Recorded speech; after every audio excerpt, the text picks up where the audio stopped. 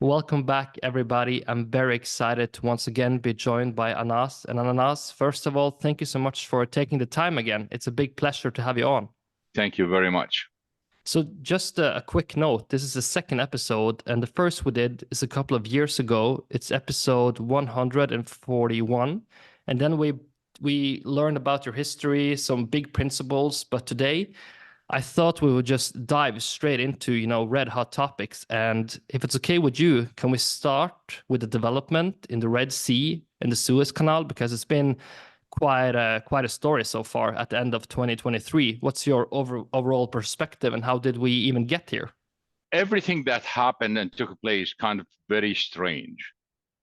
Just before the Gaza war started, we have movement in the US fleet to the area that's north of the Suez Canal. And all of a sudden, the Houthis basically started attacking certain ships, and the US fleet and other ships, basically other warships, move to the south part of the canal. And they tried to create a coalition. The coalition collapsed. However, even when they started that coalition, the two countries that border the Red Sea, Egypt and Saudi Arabia, refused to participate. So there are all kind of weird things going on. And the reason why, you have two groups. You don't have even states. You do have two groups. Both of them are classified as terrorist groups. And all of a sudden, you have fleets of the greatest nations on earth, the United States, the UK, and others in Europe coming. This is not a state. This is not World War III. Why they are moving? So it is very hard to see how this is just the result of Hamas in Gaza and the Houthis in Yemen. This is way larger than that. If you look at it, we have serious problem with shipping worldwide. We have the Russians shifting all their oil from Europe to Asia through the Suez Canal. We have a drought in the Panama Canal that is rerouting ships through the Suez Canal. We have all the Chinese trade, or most of it basically, is going through the Suez Canal. So it's very hard to believe that all of this just because a couple of terrorist groups causing problems in the area. This is part of a global trade war where the United States and Europe felt they need to have more control. And I think that's what's happening right now. And the irony here is, with all the threats that we heard about, and shipping companies or diverting the ships around Africa, or planning to divert ships, where the media basically falling into this trap, started reporting what is planned as if it happened. A few days later, the United States declared that the area is safe and there is no reason to panic and ships can pass. And then we have, of course, the Norwegian shipping company retracting what is said about diverting ships and said all the ships are going to go through the Suez Canal. So what is the difference between a week earlier and a week later? Is the repositioning of the warships in the region. But theoretically, the threat is still there. The Houthis are still there. Hamas is still there. So it's just repositioning, and that gives the impression this is really part of the control of the world trade, especially with Russia and China having more trade through the Red Sea and the Suez Canal. So we're entering 2024. Do you expect a lot of volatility in all those scenarios going forward, or do you see like a pretty obvious pathway ahead, or do you still bumpy ride ahead where a lot of things can happen? Whenever we talk about the oil market, it just volatility is built in no matter what. If the issues are not the political events basically have been there forever. So this is not the big issue. The big issue right now, and some people raise this issue, is that if there are problems in the Red Sea and around the Suez Canal, it is because of the military buildup. It's not because of the attacks. Those attacks been there before. And as you remember, there were even warships that been attacked by the Houthis historically. Strangely enough, the United States did not reimpose the classification of a terrorist group on the Houthis, despite everything that happened. Let us remember that President Trump classified the Houthis as a terrorist group, but the Biden administration removed that. Yet, even after the attack, they did not go back and relabel it as a terrorist group. Of course, some experts believe that there is a reason for it, because if they label it as a terrorist group, they cannot negotiate with it because that's forbidden by law. But still, we are talking about major attacks here. The shipping industry is in total panic because of it, and yet they did not classify it as a terrorist group. Talking about 2024 and the oil market. Right now, every time we talk about the oil market, we have to talk about the LNG too, because in all those waterways, we have the oil tankers and we have the LNG tankers. And it is, until now, we did not see any attacks on oil tankers or LNG tankers. And it's not expected to happen simply because probably the Houthis realize that attacking an oil tanker or an LNG tanker will change the whole equation and will turn the world against them, because any spill, any major problem in the waters is going to be covered in all the media, and many global organizations and many countries will turn against them if we reach that point. However, when we look at 2024, earlier in 2023, we were bullish on the fourth quarter of 2023 and 2024.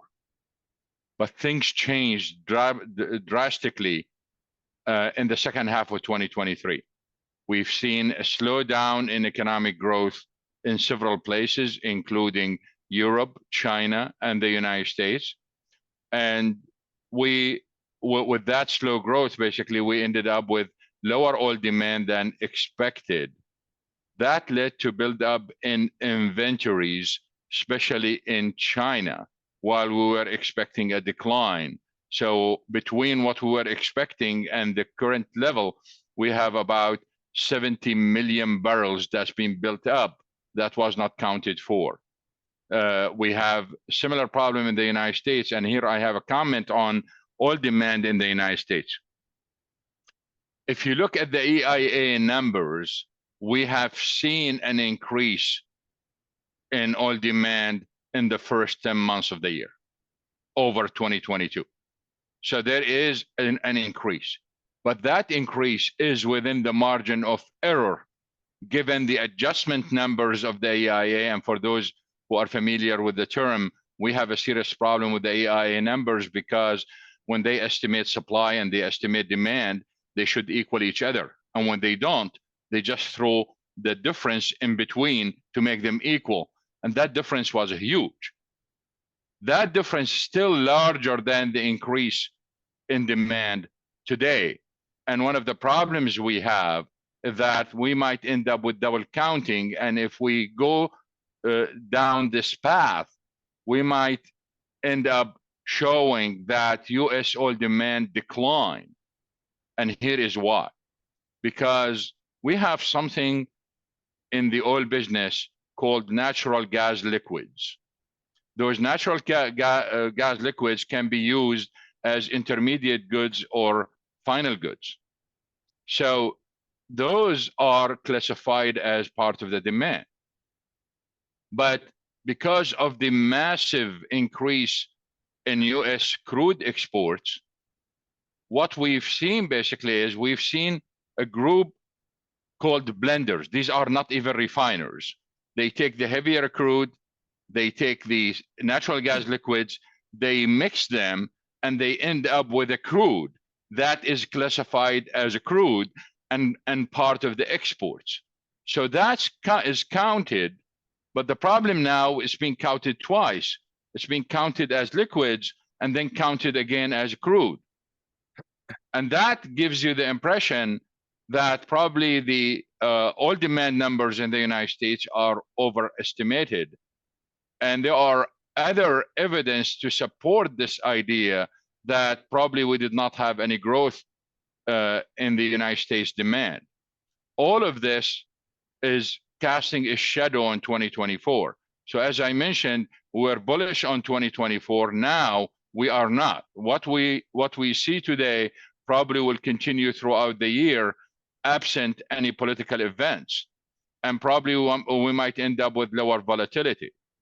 Looking back at 2023, one of the main characteristics of 2023 relative to other years is that it is a year where all forecasts have failed.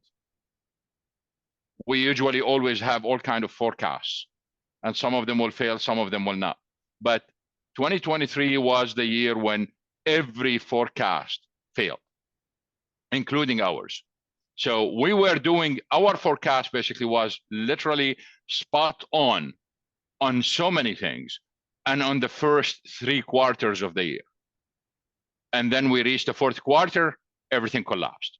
And we were awfully wrong on the 4th quarter, although we've been doing very well on the first 3 quarters. What went wrong for most forecasts, not for us, for most forecasts, that first, they assumed that sanctions are going to work, sanctions on Russia are going to work, and that's going to lead to a substantial decrease in Russian production. We came in last year, at the end of last year, and we said, no way, you need to study sanctions. Sanctions always fail. Russians basically will take a page from the Iranian book and make 1,000 books out of it. And one of the ironies is that we said 1,000 books, we just said it as a sort of exaggeration, and we ended up with 1,000 oil tankers being bought by the Russians. That was just kind of a strange coincidence. But the idea here is we estimated that Russian oil production will decline by 600,000. That prediction we made at the end of 2022. Guess what? The decline was 550. So we were spot on this decline, while the others were talking about a decline of 3 to 5 million barrels. So that was one of the reasons for the failure. The other failure was they assumed that the opening of China will lead to immediate explosion in oil demand. And we said, no way, this is going to show up later in the year. Of course, even that did not show up. But that was one of the sources of the mistakes. We've been hearing in the media a lot and from some analysts that they are surprised that US oil production increased and that contributed to lower prices. That's nonsense. If you go back to several forecasts at the end of 2022, including that of OPEC and ours and others, the forecast of 1.1, 1.2 million barrels a day increase was built in and was expected. And we've been saying this so many times in spaces, podcasts, TV interviews, etc., that the US oil production and US shale in particular will continue to increase despite the decrease in rig count. Those who tied the rig count to production proved that they don't know anything about shale.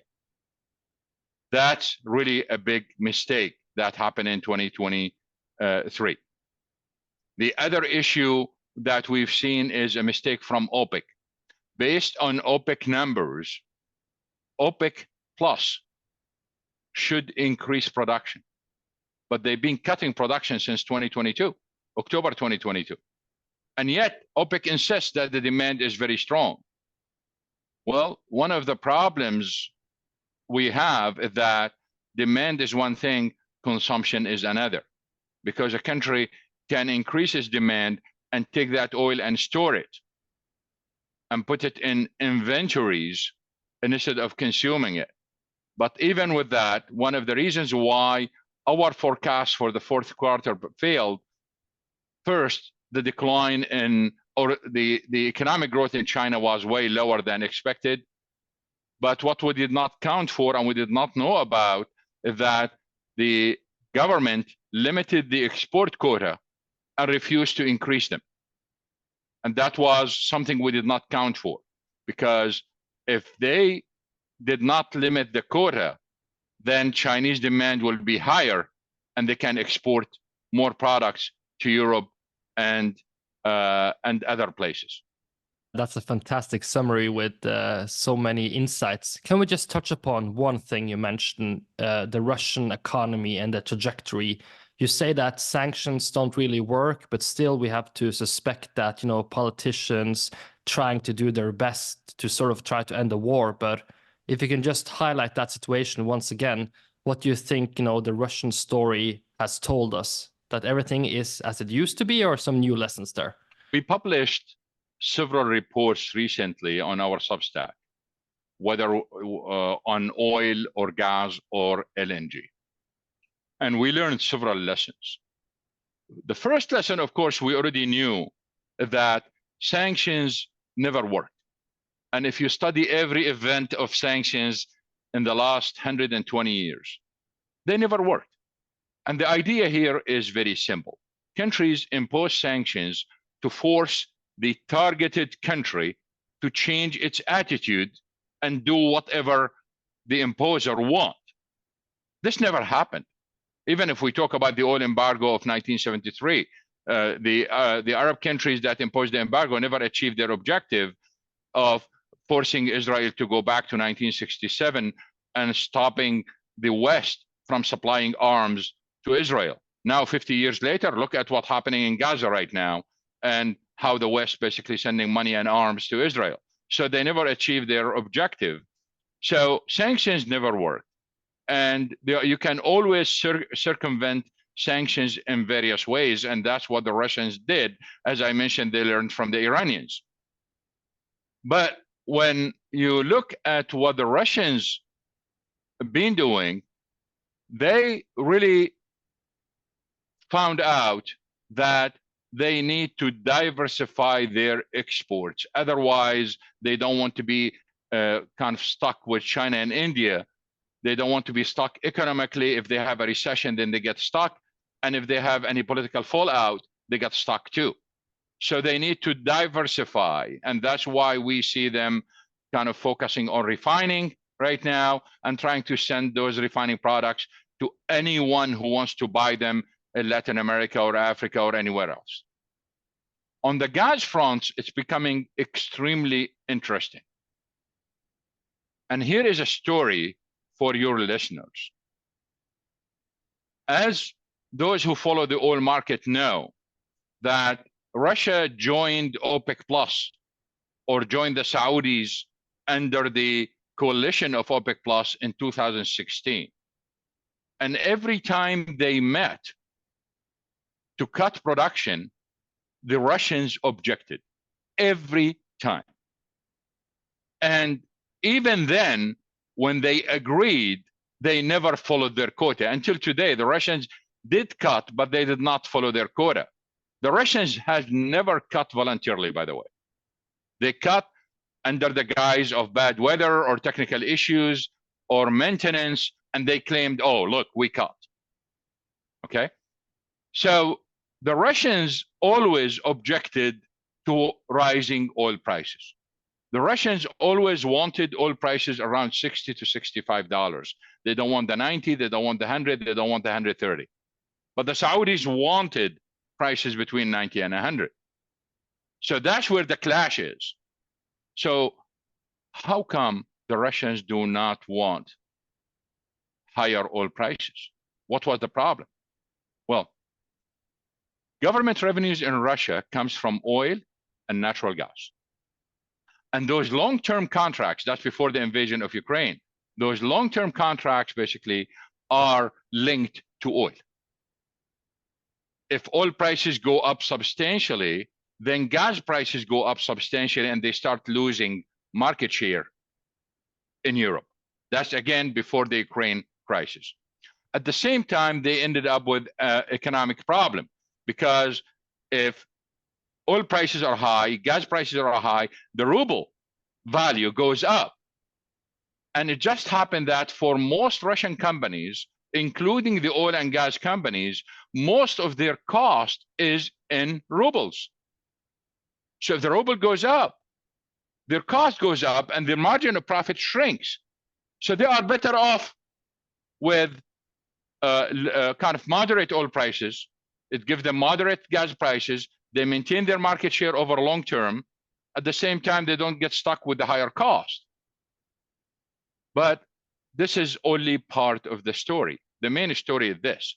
When Putin decided to annex Crimea, the EU and the United States imposed sanctions on Russia. Through private or through intelligence sources and through public comments, Putin realized that the share revolution in the United States is going to enable the United States government to take their market share, their gas market share in Europe. And they got information that the US government is pushing for LNG big time, although these are private companies. So what did Putin do? The first thing he did, basically, he talked to the Chinese. They start building those pipelines to China. He knew that this was coming. So everything that happened in 2022 was known to them in 2014. So he started building those gas lines to China. Then he improved relationship with Germany big time, and they built quickly. They built Nord Stream 2, trying to ensure everything in place. So the US, so he was racing against the US plan for LNG. What he did not realize, basically, is the US power in their ability to stop Nord Stream 2 completely, although it's finished, okay? And then build those LNG plants quickly and divert all that cheap gas to LNG and send it to Europe. It was the share revolution, the US share revolution, that saved Europe from Putin. It was the US share revolution, whether oil or gas, that kept the EU together. It is, and this is one of the ironies for Norway. The only reason why Norway is the #1 supplier to Europe today is the share revolution, which is, in a sense, its competitor, but that's what saved Europe and saved the demand for Norway. So what happened is there was a competition since 2014 between Putin and the deep state in the United States about the US gas market. The Putin administration realized that most of the gas in the United States is associated gas coming from shale oil wells. So if oil prices go up, those wells can produce more gas that will be dumped on the market at any price. And when we say at any price, every year, several times a year, that gas is sold at negative prices. And the contracts for LNG are based on Henry Hub. They are not long-term contracts, which means that US gas is going to remain cheap for a very long time, as long as oil prices are very high. So he wanted oil prices to stay low, so US oil production will not increase, so gas production will not increase, and then the US will not achieve its objective. It was, in a sense, the Russian plan that convinced the Germans to get rid of the nuclear plants so Russian gas can come in. And now the Germans got stuck with everything they have, and they are back to coal. But what happened in Europe after Ukraine is that the Europeans done nothing to their economy, and their energy security is still under threat, because all they did is shift dependence from Russia to the United States at a very high price, because the piped gas from Russia was cheap while the LNG is expensive. And therefore, this is a permanent increase in energy cost in Europe. Here is the problem that people are not paying attention to. Basically, two problems. The first problem is Putin decided to terminate some long-term contracts. Why? Because LNG at that time was $70. The long-term contracts were $16. And he forced Europe basically to buy the LNG, the expensive LNG. He can make more money on LNG. So right now, as we speak today, 17% of EU gas imports come from Russia. There is no way the EU can get rid of that because the low-hanging fruit already been taken. Now that 17% are very hard to replace, and there is no way they can replace it until at least 2027, assuming there will be no growth in Europe. That's number one. So what the Russians are doing right now is that they realized that the only way to avoid dependence on China and India and others, well, not India for gas, but in terms of gas, is to focus on LNG, because you can send those tankers anywhere in the world. So the policy for Russia is very clear right now. When it comes to gas, it's all LNG. That's why the US right now is targeting the Arctic LNG 2 with sanctions, because they don't want Putin to have this choice. The other issue is, now we know that it was a strategic decision that's been made by the United States in the last 10 years to shift Europe dependence from Russian gas to US gas. And billions and billions of dollars are spent on the LNG plants. Anyone who think that the US will let Europe build more wind and solar to replace gas got to think again, because the US will never let Europe reach a point where they want to replace the US LNG. So you want to talk about the future, you want to talk about gas. Gas is no longer the bridge to the future. It is the future. To conclude, for Russia, the way to go is diversification of natural gas exports, and an essential part of that is to focus on LNG. That's why the US is trying to derail all the efforts for the Russian LNG. That's on one side. As for oil, Russia will focus on refining, because they can sell refined products to other countries that they, especially in Africa and others, the poorer countries that they don't have refining capacity. So one of my favorite principles that I learned from you was that you should never expect common sense anymore. And we have elections coming up in US and Taiwan with different outcomes, while, US will play the leading role regardless, I guess. But do you expect common sense will prevail in 2024, or do you see also there election-wise it can happen a lot? In our newsletters and daily reports, we emphasize the point. Since almost March 2023, we've been saying that watch COP28 in Dubai. COP28 is going to change the climate narrative, and it's going to change it to a more common sense approach, where we have some sort of balance between energy security and environmental security. And this is the first time the oil industry was involved.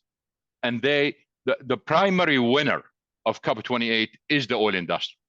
They were able to shift that language. And but the problem we have here, and this is, I don't mean to offend anyone by saying this, but this is true, that those people who act religiously, again, the word act is important, act religiously, but they sin,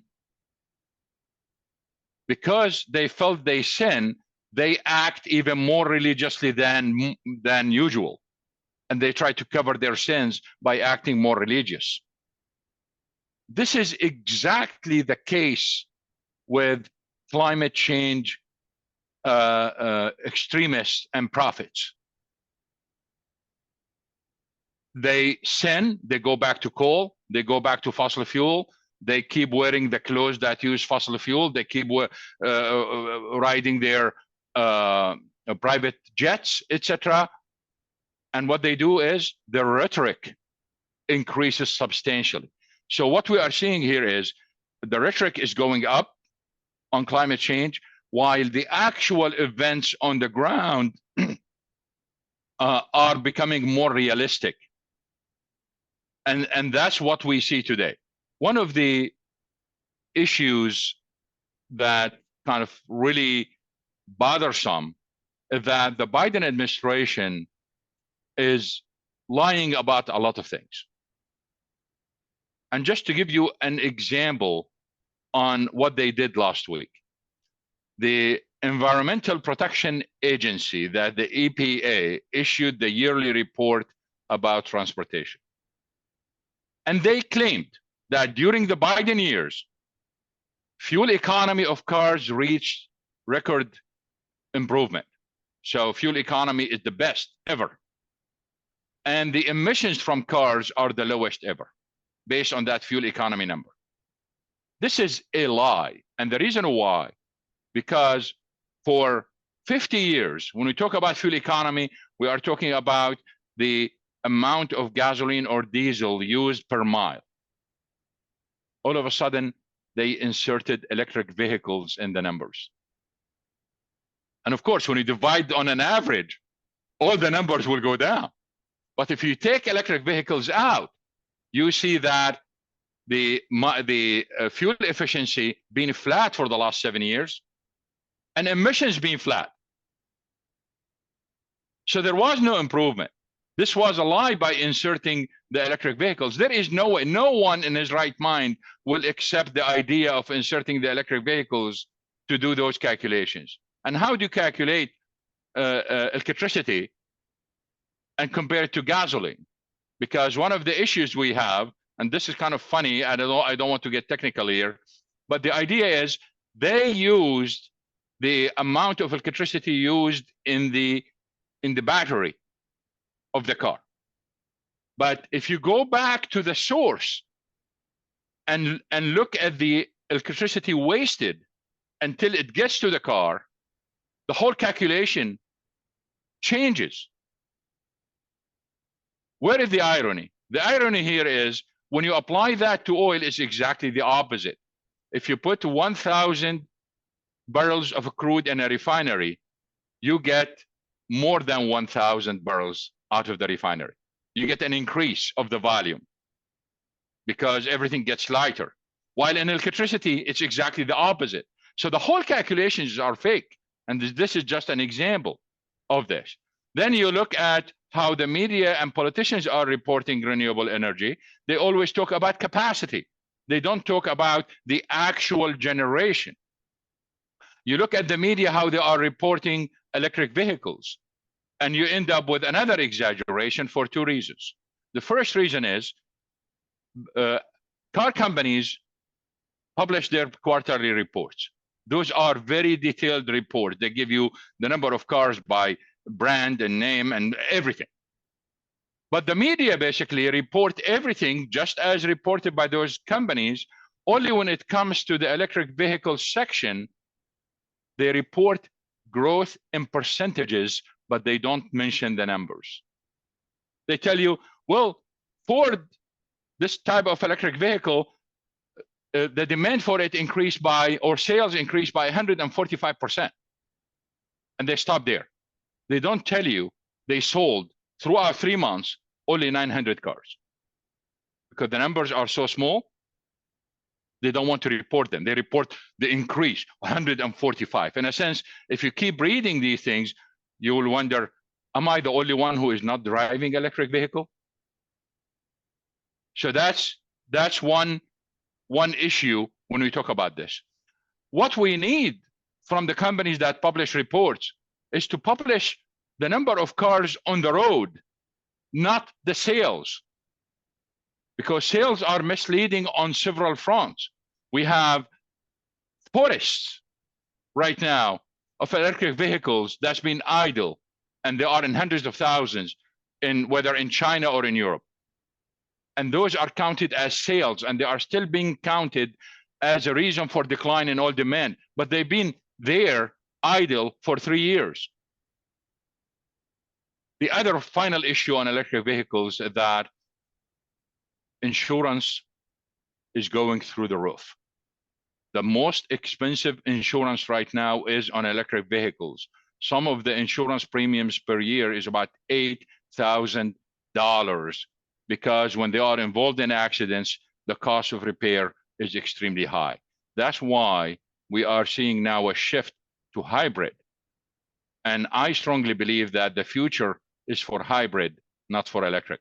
And therefore, the demand the current expectations or the current forecasts for oil demand are way lower than reality. And that's why I am bullish on oil in the long term. It makes so much sense. I just wanted to add one thing on the transportation, because I saw you also mentioned it, that have you seen the perfect balance sheet in terms of, now we're discussing deep sea mining to get all the minerals needed for batteries. Then you have the weight problem. So the car is so much heavier that has a second, a third order consequence. Have you seen people like fully getting the full picture in the balance sheet, or is that just never going to happen because of the narrative? In 2017, I mentioned that at a conference. And I am supposed to reappear again as a speaker in that conference. After I mentioned the issue of the weight, they canceled me. They don't want to talk about it. And the reason why, for people to understand, the difference between two cars, one electric and a similar one that's gasoline, could add up to 1 ton. Okay, so imagine this. Roads are, if all cars basically are going to be heavier by 1 ton or more, we are going to have more wear and tear on roads. And roads are made of asphalt or cement.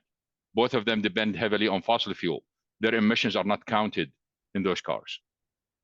Then you have, and anyone right now can go to the web and search it. You have electric vehicles have more wear and tear on tires than a regular car. And tires made of what? Made of fossil fuel. So their emissions are not counted either. But the issue is not here. The issue is, imagine those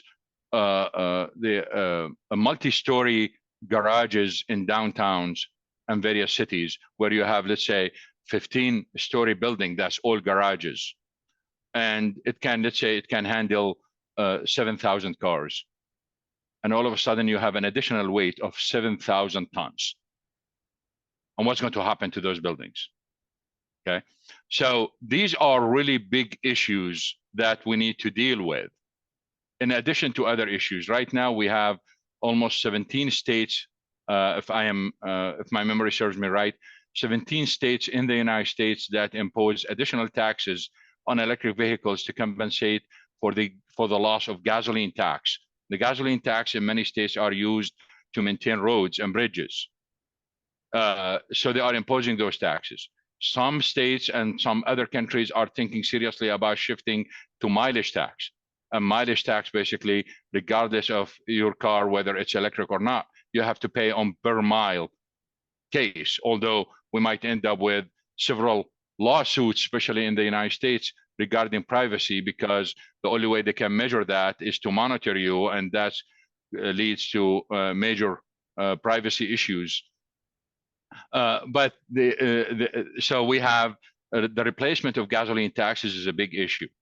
And then we have those batteries that are going to wear out over time. And as we mentioned, those are very big, massive batteries with toxic materials. Some people brag about, oh, recycling. Well, if recycling is good, why they are getting government subsidies on one hand? And the other issue is the technology of batteries have not stabilized yet. It's not standard yet. So why I have to invest $50 million on a recycling project to extract certain materials, only to find out that Tesla and others changed their technology, and my technology now, my recycling technology, is useless. So that's why we are seeing less, or we are not seeing massive investment in recycling, simply because that technology is not stable yet. Here is the big issue when it comes to oil demand. If you look at long-term forecasts, you'll find out that most of the decline in oil demand in the future is not coming because of the impact of electric vehicles. It's coming out of the fuel efficiency or fuel economy in gasoline and diesel vehicles. So we are talking about 8 to 12 million barrels by 2045 that we will lose because of that. Where is the problem? Of course, those numbers are exaggerated, and I don't want to delve into the details of it. But here is the problem. The cars that's supposed to be produced by GM and Ford and others to be more efficient are no longer there, because those companies are shifting to all electric. So if they are shifting all to all electric, then where this decline in demand is going to happen if that efficiency is not there. We already counted for the impact of electric vehicles, but yet they are counting for additional impact. And that's why the oil demand in the future is going to be way higher than all estimates, because they forget this point. Companies are not going to produce unless we have a major shift again, and companies will say, you know what, sorry, I need to go back and produce gasoline and diesel cars. Just one topic. Is higher interest rates just bullish for oil and gas because it makes all the renewables investments in solar and wind impossible to build for profits because it's hard to even break even with zero interest rates? Or is it a much more complicated story as well with interest rates involved? Interest rate hit everyone. But the oil industry, because they make very large profits, they can afford it. Renewables basically have very low margin, and that margin is coming from subsidies. So they got hit really hard. However, I would like to mention a piece of information for those who are not knowledgeable of the oil and gas market. There is no substitution between renewables and oil. In Europe, North America, Japan, South Korea, India, and China, that's more than 80% of the global demand. There is no substitution, which means that if those countries double or triple, and I'm going to talk about generation, and I'm going to talk about capacity. If they double or triple their generation from solar and wind, that will have no impact on oil demand. Why? Because oil is rarely used in power generation. The impact will come from electric vehicles, not from renewables. And when it comes to renewables, they are, of course, they are going to affect coal and gas, but we got to be very careful here, because the impact on coal and gas is going to be in countries where the population is declining and economic growth is very low. But if you look at the majority of the world, and you talk about India and China and others, the growth in energy demand is very high and higher than the growth in renewables. That means you need to fill the gap, aside from the interruptions or the intermittent electricity coming from solar and wind. Aside from that, you need to fill the gap. And it just happened that, given that LNG is expensive, that gap is going to be filled by coal. And therefore, the idea that the IEA and others are talking about that coal demand will peak in 2024 is questionable, because those countries' demand for energy is increasing and coal remains the cheapest source. Yeah, and then you can add another layer that we probably need to redesign the grid at some point to fit all that renewable if we're going to increase. And that's also a very complicated task, it seems.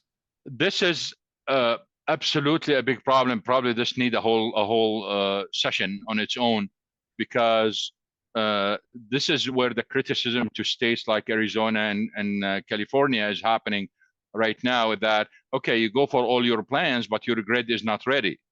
And for some European countries, especially in Eastern Europe, or the interconnection between Eastern Europe and Western Europe, you are talking about grids that are 70 years old. So there is a big problem. Exactly. I just have some more topics, and I hope we can go on for a bit longer. But I just mentioned some countries, and you can decide where you want to dive in. But it just seems interesting to study maybe Brazil, Guyana, Argentina. If you just say Latin America, it seems it's going to be quite an interesting year for that whole sector for different reasons, of course. But any thoughts on those countries in particular? Yes, it's unfortunate that for Latin America, they always jump from extreme to extreme. So we've seen it in several countries where they go from the far left to the far right, and they go back to the far left. And this is not good for investment. This is not good for people. This is not good for economic stability or political stability. So let's start. Let's start with Venezuela and Guyana. This is kind of very strange situation, and I don't think it's going to lead to military escalation. I am not talking here about conspiracy theory. I'm talking about a historical fact. A historical fact is that every time a country that became an oil-producing country and they are flush with money, the United States will come to them and say, it's time to buy arms from me. If you refuse, I will have you buy arms from me. So what was strange about this is that there was sanctions on Maduro. All of a sudden, the Biden administration wants to remove or at least ignore those sanctions, and they start giving exceptions to some companies to increase the production of Venezuela and ease the economic situation in Venezuela. Why? What did Venezuela do? The Biden administration was successful in lowering oil prices. Oil prices are low, and probably they will stay at the current levels for a long time. They don't need the extra Venezuelan oil because it will take long time to have a major increase that affect the market. So what they need from Venezuela, that's number one. The other one is, why all those meetings from the State Department and the White House with the Maduro regime? And people saying, well, they want to organize the Venezuelan elections in 2024. The US is organizing the Venezuelan elections in 2024? Are you kidding me? So why those meetings? And all of a sudden Maduro comes out and start talking about Guyana, and all of a sudden Guyana is conducting military exercises with the United States and planning to buy US arms. The funny thing is, what Maduro did is a copy of what Saddam Hussein did with Kuwait. The same rhetoric, the same talk. So if you want to go back to history, where you are going to stop? Are you going to go back to 1500 or 1700 or 1870, or where you are going to stop? So Guyana's production is going to be more expensive now because of what happened, but the ability of Guyana to increase production to 1 million barrels by 2030 is very high. So we will see that. There is no way the US government is going to let Maduro take over ExxonMobil and Chevron. There is no way. And one of the ironies is Chevron, which is the target of Maduro because he already gave them kind of a time limit where they have to turn the assets to. Chevron is developing Maduro's fields in Venezuela. So that's one. For Venezuela to increase production, they can increase production by additional 200 to 300,000 barrels a day in the short term under certain conditions, but that's it. Any major increase by the time of US election next year, they can add another 300 to 400, but that's it. To have 1 to 2 million barrels, you need several years. For Brazil is one of the hottest areas. I mean, you have the two hottest areas in the world right now are Norway and Brazil. Okay, we expect that production to increase unless Lula goes crazy on kind of extreme left ideas and try to destroy what they have built. But this is very hard. I think Lula already learned the lesson. And if you look at the way he played it with OPEC and OPEC Plus, when he said he wants to join OPEC Plus, and then he retracted that, etc. And now we found out basically it's nothing burger. So Brazil is safe on that side. As for Argentina is the craziest place right now. And the current president, Javier Milei, he needs to be very careful in terms of going to the extreme, because we've seen this before and he already gone to the extreme. And if he really wants real change, he should do it slowly. And instead of doing it quickly this way, of course, his supporters are saying, well, this will be painful. We have to go through the pain. Well, tell that to the massive majority of poor Argentinians who are going to experience poverty, who are going to experience inflation, who are going to see a massive income gap between the rich and the poor because of it. We've seen it in other countries, by the way, so this is nothing new. We've seen it. So he should have gone slowly, and he is not. And The idea that Argentina will be able to increase oil production substantially, I don't think so. There are so many problems in that sector. At the same time, domestic consumption is going to be affected in so many ways by liberating their prices. And I think we might see demonstrations, massive demonstrations in the streets very soon. We have a huge debate in Norway about nuclear. I just saw that Japan is maybe trying to get nuclear up and running again. Do you have an estimate for nuclear 20 years ahead? Because it's quite a complicated topic, but yes, people I trust say it's just too expensive. So if you don't need it, don't build it. But then it doesn't matter. Yeah. It doesn't matter. It doesn't matter. Everyone is switching to nuclear right now. Several other countries that do not have a nuclear are going for nuclear. So this is going to happen despite the cost, despite everything else. And the reason why, because again, back to COP28 and the change in the narrative, we have a realization right now that solar and wind are not going to do it. And we already seen the cost of offshore wind going through the roof, aside from the fact that several environmental groups are fighting them. So going back to nuclear is really the way to go, despite the initial cost. That's one. Of course, the technology improved substantially over the last 30 years. So what we are going to have is a completely different story. And at the same time, we have to realize that once you have nuclear, and this is what the main lesson out of the war in Ukraine, it is a domestic source. Yes, for some countries, they need to import uranium or enrich uranium. But here is an irony for your listeners. Despite the war in Ukraine, despite the sanctions on Russia, the EU and the Biden administration imports enriched uranium from Putin until today. And the question is, why Putin did not cut them off? And how he is getting paid. So the idea here is those who are afraid of nuclear, et cetera, this is a done deal right now. We are going nuclear. Many other countries, especially in the Middle East, are going to go nuclear. Of course, we are talking about nuclear for power generation here.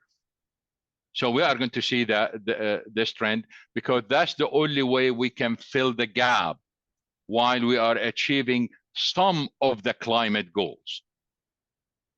And let's remember one more time that Germany got rid of the nuclear not because nuclear is bad. They got rid of nuclear because of their agreement with Putin for Nord Stream 2. So it wasn't because nuclear is bad at all. For people, investors listening who wants to find alpha, any topics, where do you sort of point directions? Where do you think people who do their research can find alpha in 2024? Is it getting harder year by year to find alpha in investing, or are there always opportunities if you're willing to do the research? We are ending up with a serious problem right now. We've seen it in the last 3 years, that funds that focus on oil, they were hyping oil big time. And that's really, I mean, this is a big problem. And if we don't stop them, people are going to be burned. And a lot of people got burned because of them. Okay. So the idea here is, do not follow those funds because they are promoting their own funds. Okay. The other thing is, when we look at these things and try to, some people think if I get 2 different opinions, then I am fine. This is not the right approach, because both of them could be wrong in this case. What you want to do basically is, you really want to see over and use your experience to see who is more practical than others. To give you an example, I have people who criticize me because I changed my views as the market changed. So they have the impression that if you are bullish, then you have to stay bullish all along. Those guys should not be in the market. They should not think about investing. So I've seen, I mean, and they are not a small population, they are a large population. Okay. They should realize that things could change on daily basis, on hourly basis, and they should be really flexible. And this is probably the best advice I can give them right now is they should be prepared to be super flexible as the numbers changed. So we did change our views in 2023, and we are proud of the fact that we did the change early and before others, as we've seen the numbers change. And if they want to benefit from it, probably they should be as flexible.